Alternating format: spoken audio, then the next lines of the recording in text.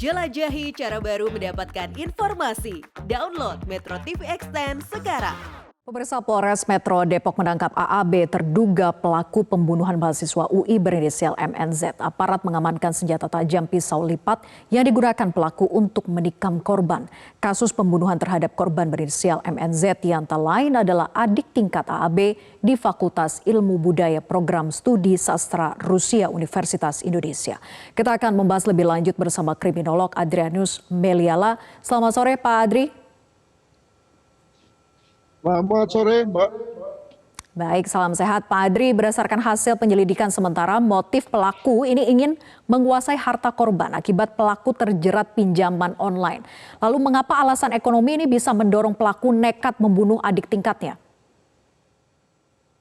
Ya kalau kewajiban finansialnya begitu besar ya, sementara dia tidak punya kemungkinan untuk mendapatkan syarat-syarat legal untuk mendapatkan finansial itu, ya saya kira tentu saja ada kemungkinan orang berpikir untuk nekat ya, dengan cara melakukan hal-hal yang fatal, antara lain adalah melakukan perbuatan pidana.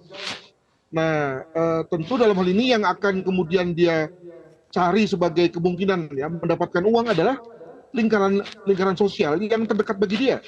Kalau bukan keluarga, ya teman-teman kan. Nah, mungkin sekali si pelaku ini dari segi keluarga dia tidak tinggal bersama keluarga, atau kalaupun dia tinggal bersama keluarga, maka dia tahu keluarganya tidak mampu juga misalnya. Maka tentu dia mulai berpikir, ada nggak lingkaran sosialnya dalam hal ini pertemanannya yang memiliki kemampuan ekonomi yang baik, sehingga diharapkan lalu bisa dijual misalnya, sehingga kemudian kewajiban finansialnya dapat tertutupi. Jadi saya pikir caranya logis juga gitu ya. Tentu logis yang salah ya. Ada logis yang benar, ini logis yang salah. Sehingga kemudian lalu terjadilah perbuatan pidana pembunuhan ini. Begitu. Baik, artinya lingkungan sosial terdekatnya siapapun itu tidak berarti menargetkan harus juniornya atau adik tingkatnya begitu, Pak Adri? Saya kira tidak ya. Jadi kalau lihat dari berbagai kasus ya, siapa yang disebut sebagai lingkungan sosial terdekat itu bagi seorang siswa atau mahasiswa adalah rekan-rekan satu kelasnya ya, atau satu tingkatnya, atau bolehlah dibilang satu tingkat di atas atau di bawahnya, yang pada dasarnya merupakan teman sepermainan, atau dalam bahasa Inggris disebut sebagai peer group ya. Nah, ada yang peer groupnya ini itu anak orang kaya misalnya, memiliki kemampuan lebih daripada dirinya, sehingga kemudian lalu sebetulnya itu hal yang sah-sah saja kan, dan dalam rangka satu peer itu malah melengkapi, itu ada yang mampu, ada yang kurang mampu, dan pasti kemudian terjadi situasi saling tutup di antara mereka. Nah, kemungkinan karena dalam hal ini kebutuhan dari si pelaku ini besar sekali, ada juga kemungkinan mungkin karena di antara sesama pertemanan ini sudah saling mengingatkan sebetulnya agar si pelaku ini jangan bermain-main seperti itu, ya sehingga kemudian lalu si pelaku tidak bisa mengharapkan dukungan dari peernya.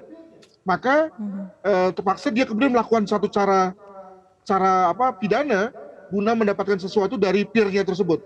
Demikian.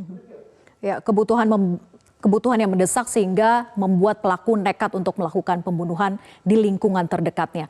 Nah, Pak Adri, betul, ada hal yang juga miris karena pelaku ini belajar dari media mainstream cara membunuh dengan cepat. Kemudian yang menjadi pertanyaan adalah kemudahan untuk akses bisa mengetahui bagaimana cara membunuh dengan cepat di sosial media begitu ya, atau media mainstream begitu mudah untuk dilakukan, artinya bisa saya ditiru oleh siapapun begitu. Bagaimana sebetulnya menyikapi ini, Pak Adri? Saya kira itu hal yang amat biasa ya. Seperti halnya orang ingin membunuh, orang ingin meledakkan bangunan, orang ingin meracuni instalasi air. Semua knowledge itu, semua pengetahuan itu ada di media seperti internet, ya ada semua.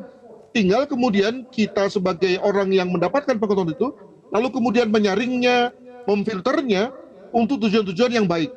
Nah, kenapa kita mampu menyaringnya untuk hal-hal yang baik saja dan tidak kita pakai untuk hal-hal yang baik, hal yang buruk, adalah karena kita memiliki jiwa yang tenang, ya tidak adanya niat jahat, tidak adanya motif yang jahat pula.